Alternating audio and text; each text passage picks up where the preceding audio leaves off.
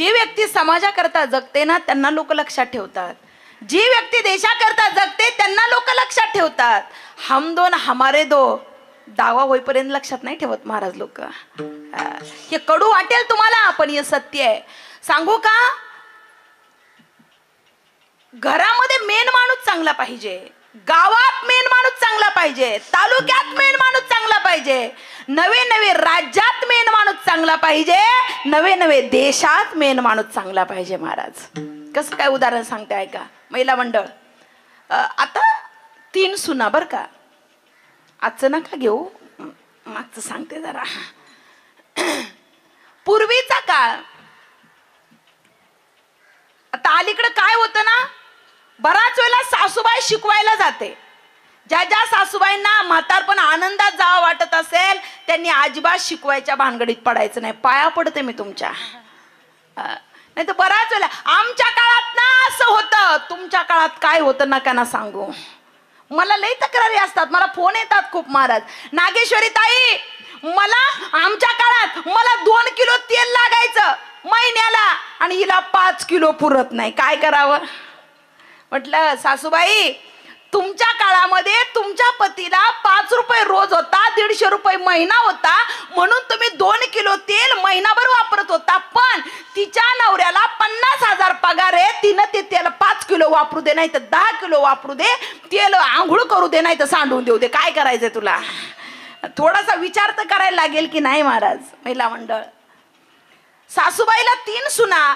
आता 3 सुनांमध्ये सासूबाईनं कामं वाटून दिली. बघा बरं, मोठ्या सुनेनं भाजी करायची, 2 नंबरच्या सुनेनं भांडे घासायचे, चपात्या वगैरे बनवायच्या, आणि 3 नंबरच्या सुनेला शेण काढायचं.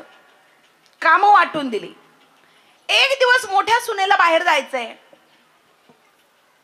काही काही महिला भाजीला उकळी आल्यानंतर मीठ टाकतात. आता का टाकतात हे काही मला माहिती नाही, पण टाकतात, असते ज्याची त्याची सवय. हिला बाहेर जायचंय पण भाजीला उकळी आली नाही, म्हणून ती म्हटली सासूबाई मला जरा बाहेर जायचंय, भाजीला उकळी आल्यावर मीठ टाकाल का. सासूबाई म्हणते मला तेवढंच काम आहे का. काही लय हाडगे असतात सासू, आता काय सांगू तुम्हाला. सुना काही कमी नसतात म्हणा, दोन्ही बाजूनं बोलते ऐका.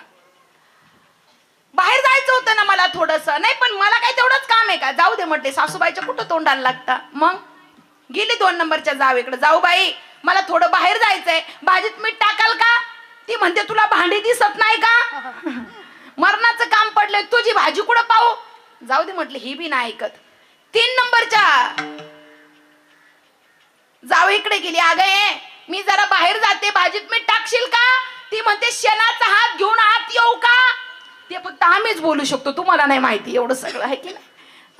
जाऊ दे म्हणजे एक काही ऐकत नाही. तेवढ्या काळामध्ये भाजीला उकळी आली, हिनं भाजीत मीठ टाकलं, झाकण ठेवलं आणि ती तिच्या कामाकरता निघून गेली.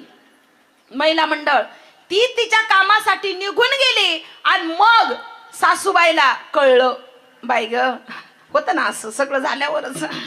मी सुद्धा कधीतरी सून होते, लय मोठं काय काम आहे, भाजीत मीठ तर टाकायचंय म्हटली. लक्षात येते ना तुमच्या. एवढं काय मोठं काय, दररोज भाजी आळणी होते, आज मी बचक भर मीठ टाकते. आता आमच्या नगरची भाषा ही बचक भर मीठ म्हणजे एवढं. आज भाजी आळणी नाही होऊ देणार. ती गेली, ताट बाजूला केलं, बचक भर मीठ त्याच्यात टाकलं आणि तिच्या कामाकरता गेली. आता तुम्ही लक्षात ठेवा बरं, भाजी किती टेस्टी होत चालली असेल ते. 2 नंबरची जाव म्हणते आज हिला काम आहे, उद्या मला काम आहे. अवघड काय, उठायचं मीठ टाकायचं ना वापस यायचं. तिला बी शेवटी ज्ञान झालं, निघाली महाराज ती सुद्धा. तिनं सुद्धा भाजीत मीठ टाकलं आणि ती तिचे भांडे घासायला लागली. जी 3 नंबरची जाव होती ती म्हणली बाई हेच काम जर मला माझ्या मोठ्या बहिणीनं सांगितलं असतं तर मी काही नाही म्हणले असते का. जाऊ दे म्हटलं, एवढं अवघड काय. तीही आली, तिनंही भाजीत मीठ टाकलं. इतकी टेस्टी भाजी मला 5 स्टारला मिळणार नाही, इतकी भारी. भाजीत मीठ टाकलं, आता 4 वेळा भाजीत मीठ पडलं. पूर्वीचा काळ असा होता, घरातली मेन व्यक्ती आधी जेवण करायची. आता मिळच नाही, कोण कधी जेवतंय. नवरा बायको सोबत जेवण करत नाही, त्यांच्या सोबत असतो ना मोबाईल, त्यांना काही घेणं नाही. लय अवघड आहे, चालू स्थिती तर अवघड आहे. आजोबा आले, जेवायला बसले. आता आजी जेवण वाढायच्या म्हणजे सासूबाई, सासरे जेवायला बसले. त्यांनी एक घास घेतला, तोंड वाकडं तिकडे केलं, पण आजीला विचारलं म्हणली दररोज दगडासारखं दही असते, देऊ का म्हणलं का नाही म्हणतय, आणि आज ताक मागत आहे. काय भानगडे काय न, तुला ताक आहे का म्हणतोय, हाय हाय आणू का, आण 2 वाट्या. बोलले काहीच नाही. आजोबांनी त्या भाजीमध्ये 2 वाट्या ताक ओतलं, भाकरी चुरली, आजोबाचं पोट भरलं, आजोबा निघून गेले महाराज. आता त्यांची 3 मुलं जेवायला आली. ती गाणी एक एक घास घेतला आणि आईला विचारलं, आई ग आई, काय रे बाळा, बाबाने हीच भाजी खाल्ली का? अक्षरांकडे लक्ष द्या. बाकीचं बोलायची हिम्मत नाही झाली महाराज. आई, बाबांनी हीच भाजी खाल्ली का? हो रे बाळा, बाबांनी हीच भाजी खाल्ली, पण ताक टाकून खाल्ली. किती ताक? 2 वाट्या. आई, आम्हाला 4-4 वाट्या घेऊन या, आता काही विलाज नाही. अरे पण झालं काय? काहीच झालं नाही. 3ही मुलांनी 4-4 वाट्यात ताक टाकलं महाराज त्या भाजीमध्ये, कारण प्रचंड खारट भाजी असल्यामुळे आंबटपणा त्याच्यात आला की ती भाजी खारट लागत नव्हती. तिघांचं जेवण झाले, तिघही निघून गेले, आणि मग या हिरोईनी जेवायला बसल्या 4घी जणी. लय डेंजर महाराज. आणि मग सासूबाई म्हणते, बाई आज तर मी मीठ टाकले, बचकभर टाकले, रोज भाजी आळणी होते, रोज मीठ घ्यावं लागतंय, आज अजिबात मीठ घ्यावं लागणार नाही. सासूने एक घास घेतला आणि वाकडं तिकडं तोंड केलं. सासूबाई म्हणते, बाई बचकभर मिठाचा एवढा परिणाम? बाकीच्यांनी तिच्या तोंडाकडे पाहिलं, काय भानगड आहे. एक एक घास खाल्ला, अगदी घास थुकून टाकायची वेळ आली. आणि मग सासूबाई म्हणते, अगं मी तर बचक भरत मीठ टाकलं होतं. मग जिनं भाजी केली ती म्हणली, सासूबाई तुम्हाला हा नंतर शहाणपणा कोणी करायला सांगितला होता? आधी टाका म्हणलं तर नाही म्हणल्या. अहो तुम्ही सगळ्या नाही म्हटल्यामुळे मी भाजीत मीठ टाकलं, निघून गेले. सासूबाई म्हणते, बाई मला माफ कर ग, मला नंतर कळलं मी सुद्धा सून होते, मला दया आली म्हणून मी भाजीत मीठ टाकलं. आता ज्या 2घी जणी होत्या त्यांच्या मांड्या पोटऱ्या विठ्ठल विठ्ठल विठ्ठल विठ्ठल, आता त्या विठ्ठल विठ्ठल करायला लागल्या. पण बाईची जात बोलायला लई चाप्टर महाराज.